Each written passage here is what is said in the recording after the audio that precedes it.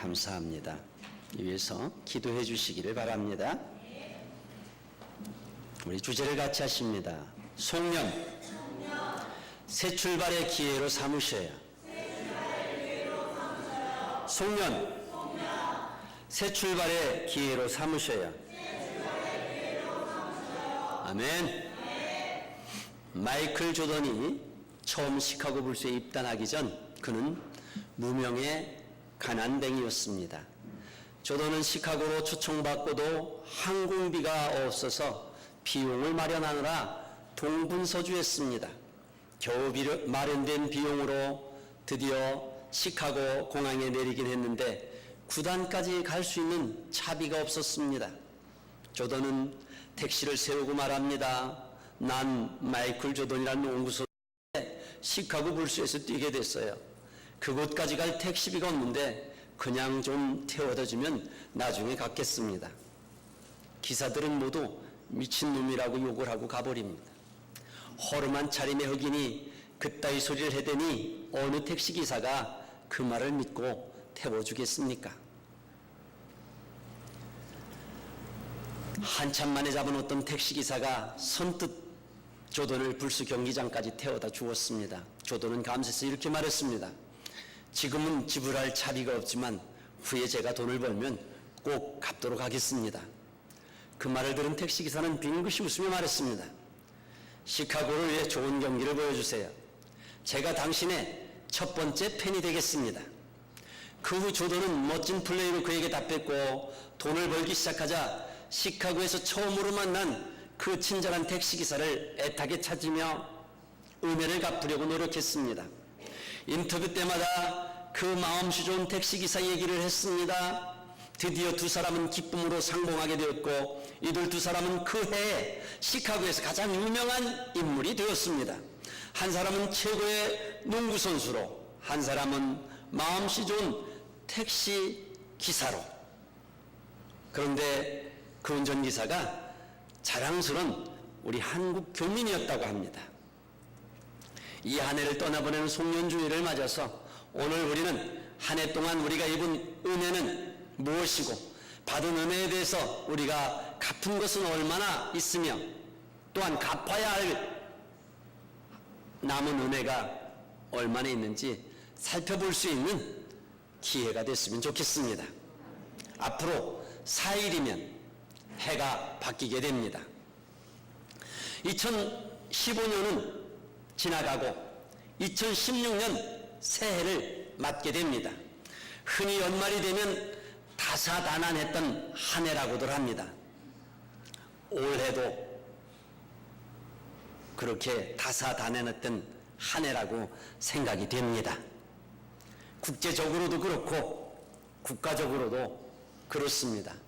국제적으로는 IS 테러로 전 세계가 불안과 공포에 떨었습니다.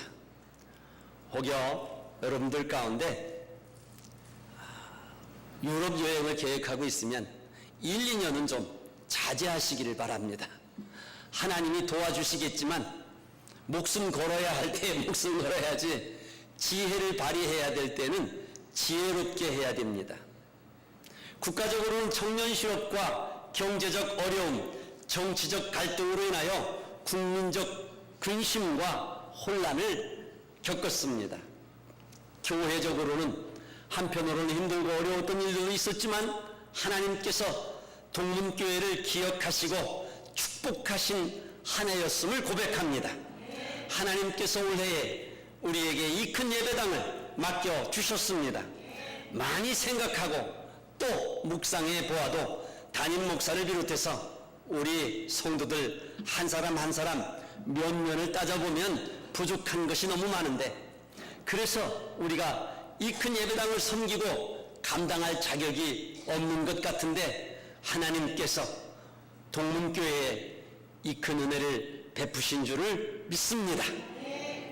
아마도 하나님 보시기에는 우리 자신들은 우리가 우리를 살펴봐도 참 부족한데도 그래도 이때에 이 큰 예배당 맡겨놓을 만한 그런 교회가 그래도 동문교회가 아닌가 싶습니다. 목사와 성도들도 부족하지만 하나님 보시기에 그냥 봐줄만 하셨던 것 같습니다. 위로가 되시면 부족하지만 우리가 힘내십시다. 하나님이 우리와 함께 하시고 힘주시면 능력 주시는 자 안에서 우리가 이것도 하고 저것도 할 수 있을 줄로 믿습니다. 우리는 연약하지만 하나님의 기대를 저버리지 맙시다. 이제 우리가 주께서 우리에게 맡겨주신 이 교회를 잘 섬기는 일만이 하나님을 기쁘시게 드린 일이 될 것입니다. 하나님께서는 우리 동문교회를 향해서 새해에는 새로운 부흥의 역사가 펼치기를 기대하고 계심에 틀림없습니다. 올 한 해 여러분 개인과 그리고 가정적으로는 어떠셨습니까? 한 해의 끝자락에 선이 만감이 교차되는 것을 느낍니다. 해 아래 새 것이 없는데도 오늘 뜨는 이 해도 내일 뜨는 해도 새 것이 아닌데 어제 세상을 비췄던 바로 그 해인데 하나님께서는 우리에게 새해를 허락하십니다.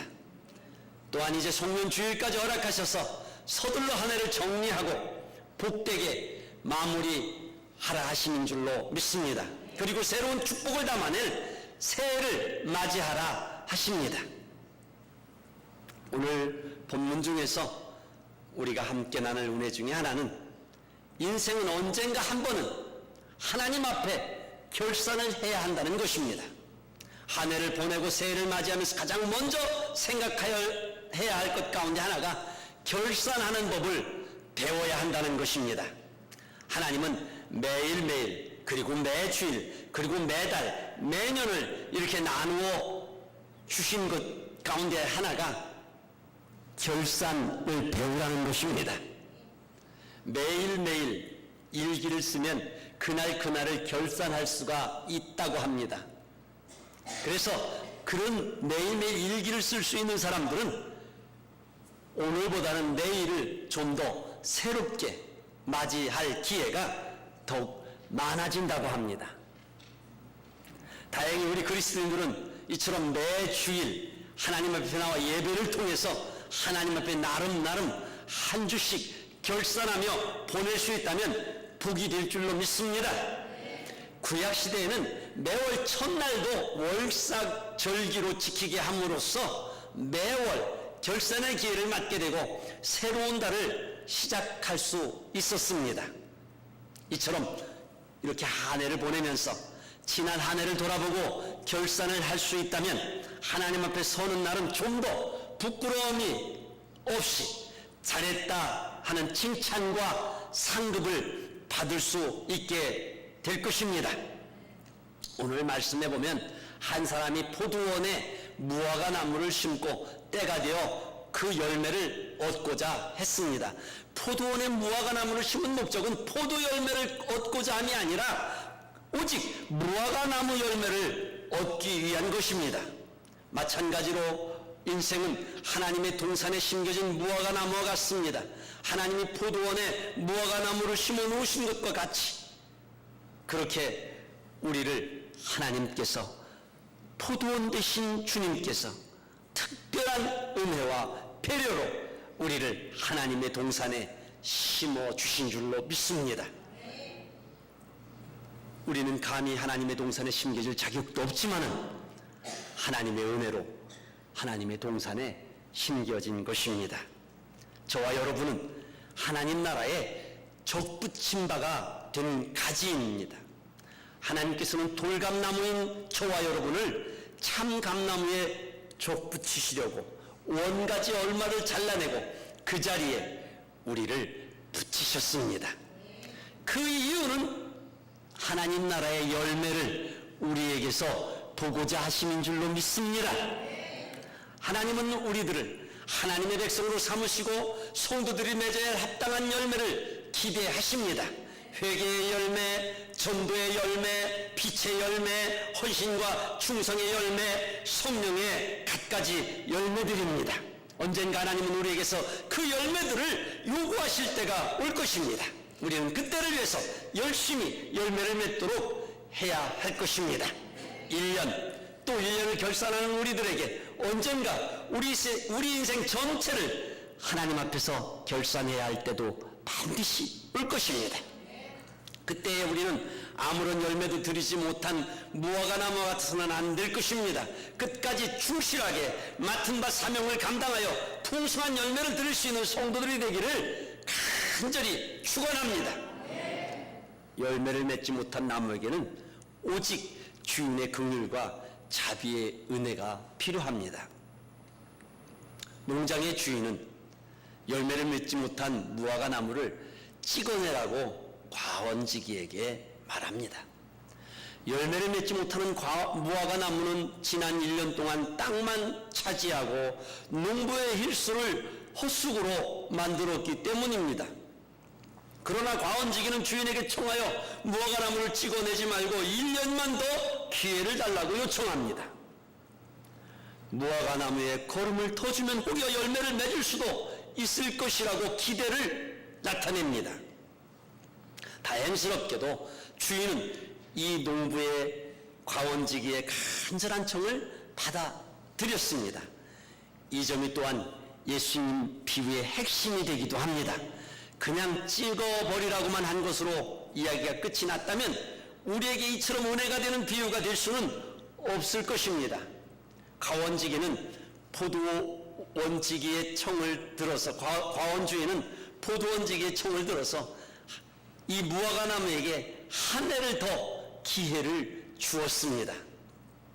그리고 거름을 더 주도록 합니다.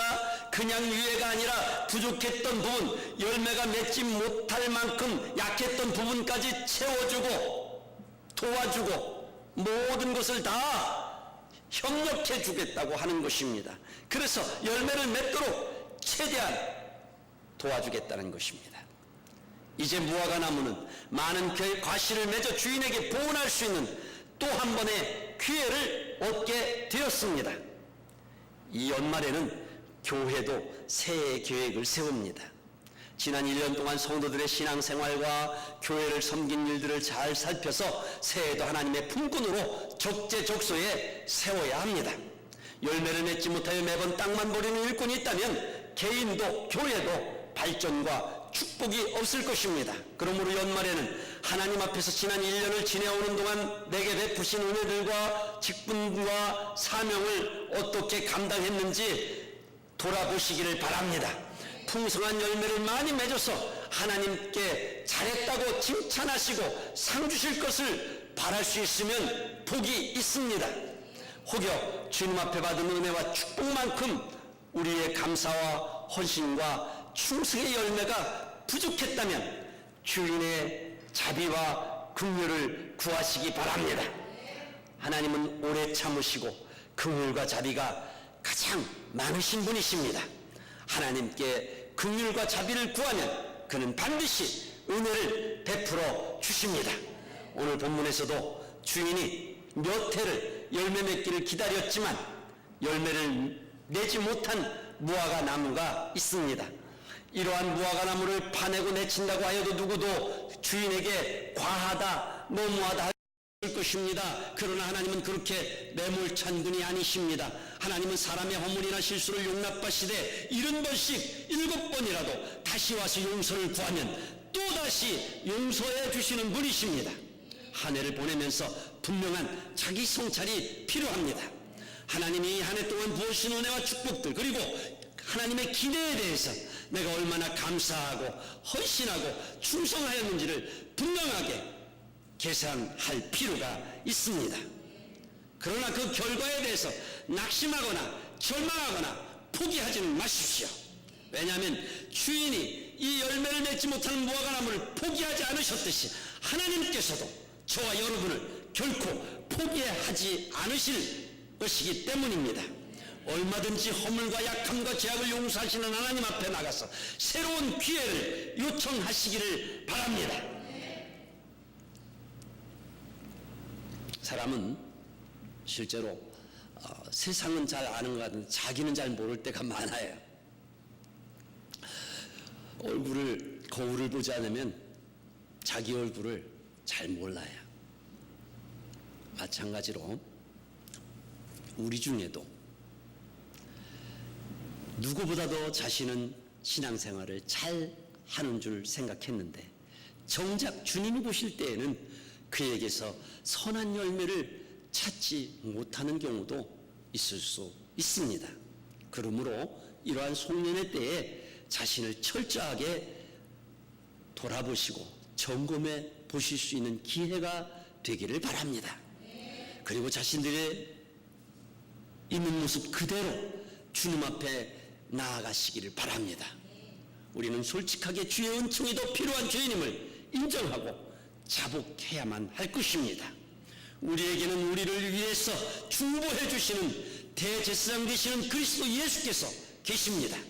그는 오늘 본문의 포도원지기처럼 우리를 위하여 하나님께 늘 항상 긍휼과 자비를 구하시는 분이십니다. 새해에는 하나님께서 우리에게 주신 제2의 기회를 선물로 받아 누리시기를 바랍니다. 열매를 구한 주인에게 아무런 열매를 드리지 못할 때 주인은 찍어버리라고 판결을 내렸습니다. 사실 이것은 단번에 내린 판결은 아닙니다. 이미 3년 동안이나 기다렸다가 내린 결론입니다. 하지만 그 나무는 땅만 버리고 있었습니다. 차라리 다른 나무를 심었더라면 열매를 맺을 수도 있었을 것입니다.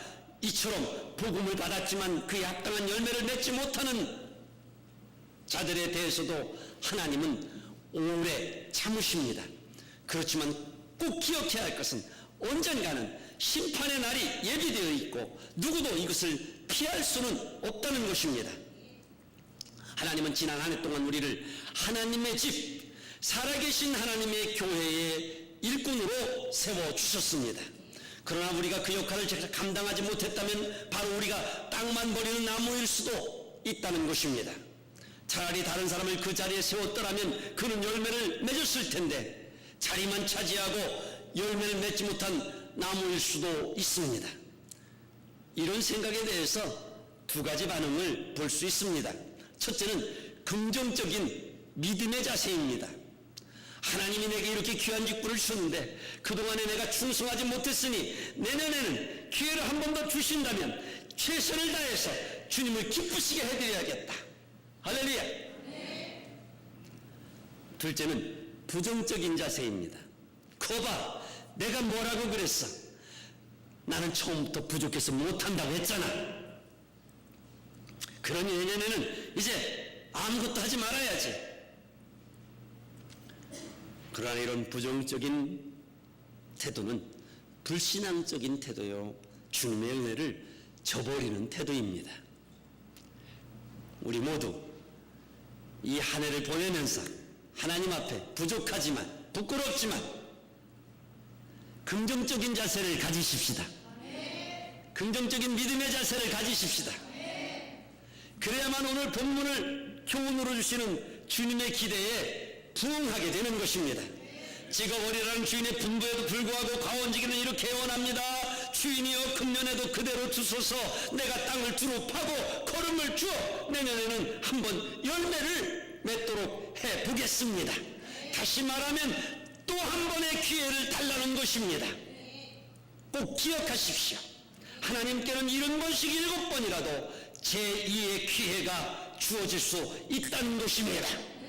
설사 우리가 지금까지는 땅만 버렸을지라도 과원직이 되시는 그리스도 예수의 중재를 통해서 하나님은 우리에게 얼마든지 제2의 기회를 주십니다. 한 번 실수했다고 영원히 기회를 박탈하시는 그렇게 매정한 분이 아니십니다. 3년 동안 열매를 맺지 못했어도 또다시 1년을 유예 기간으로 주시는 분이십니다. 우리는 참고 기다리시는 하나님의 긍휼과 자비에 감사할 뿐입니다. 찍어버릴 것을 명하시고도 다시 기회를 주시는 하나님을 믿으십시다. 이것이 벌써 찍힘을 당했어야 마땅할 부족하고 허물 많은 저와 여러분이 오늘까지 찍힘을 당하지 아니하고 아직도 여전히 살아갈 수 있는 이유입니다. 회개하고 돌아오는 당자에게 한없는 사랑으로 용서하고 기회를 주시는 아버지 마음이 곧 하나님의 사랑입니다. 다시 한번 말씀드리지만 또 한 해를 보내는 우리를 하나님께서 한 번의 실수만으로 찍어버리는 우리는 벌써 찍혔어도 수십 번을 찍혔을 것입니다. 그러나 주님은 우리의 실패와 실수에도 불구하고 또다시 우리에게 기대를 버리지 아니하시고 제2의 기회를 허락해 주시는 은혜로운 분이십니다. 이 한 해가 다 가기 전에, 그리고 새로운 한 해를 또 선물로 받기 전에 우리 속에 있는 모든 앙금을 씻어내고 새 출발을 할 수 있기를 바랍니다. 하나님께 정말 부족한 나를 용납하시고 새해를 통해서 새롭게 시작할 기회를 허락하심을 확실히 믿어야 합니다. 그러기 위해서는 하나님 앞에서 혹은 가족들에게나 이웃과 동료들에게나 누구에게든지 2015년대에 진 빚이 있거든 털어내시기를 바랍니다. 그대로 안고 가지 마시기 바랍니다. 말로 해서 될 것이 있거든 미안하다, 고마웠다, 사랑한다는 말로 꼭 이 한 해를 마무리하십시오. 또 갚아야 할 것이 있다면 새해를 맞이하기 전에 깨끗하게 정산하고 지나갈 수 있기를 바랍니다. 하나님 앞에 올해 약속했던 것, 작정했던 것, 혹은 미처 다 감당하지 못했던 성도로서의 의무가 있다면 아직도 우리에게 4일이라는 시간을 하나님이 주셨습니다. 다 계산하고 정리해서 새해는 새로운 소망 가운데 새로운 도전을 할 수 있기를 주님의 이름으로 부탁합니다. 이제 우리에겐 또다시 1년 동안의 유예간이 허락될 것입니다. 저는 그렇게 되기를 바랍니다. 1년 받기 싫으신 분 계십니까? 저는 1년 꼭 받고 싶어요. 아멘? 이것이 부담이 아니라 기대와 복음, 기쁜 소식이 되기를 바랍니다. 이 기간 동안 우리는 땅을 파고 거름을 주는 것과 같이 열매를 맺기 위해서 최선을 다하여 수고하고 노력해야 할 것입니다. 지난 세월 동안 불축했던 영적인 임무를 돌아보고 허물과 죄로 얼룩진 우리의 삶을 돌이켜서 제2의 기회를 주시는 주님께 새로운 각오와 충성을 다하는 저와 여러분 되시기를 주님의 이름으로 축원합니다. 기도드리십니다.